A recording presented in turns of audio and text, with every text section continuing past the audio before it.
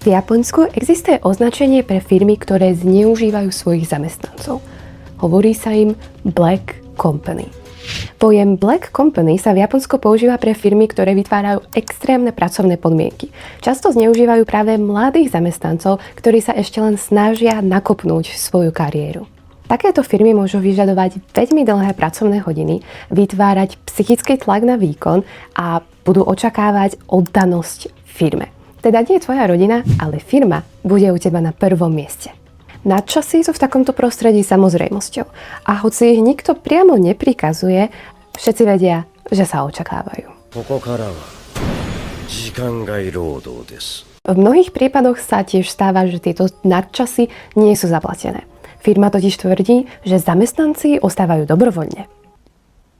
Možno sa pýtate, kto by chcel dobrovoľne pracovať pre takúto firmu. Problém je v tom, že zo začiatku to tak zle nevyzerá. Tieto firmy sú veľké, prestížne, známe a sľubujú mladým ľuďom dobrý štart do ich kariéry.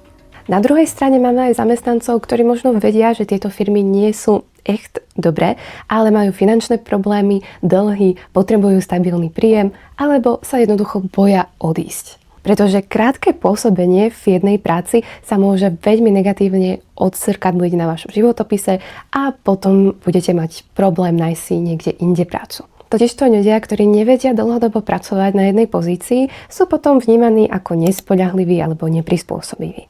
A práve z takého pracovného prostredia vznikol v Japonsku ďalší pojem – karoshi. Smrť z prepracovania. O tom si bližšie povieme v ďalšom videu. Sleduj.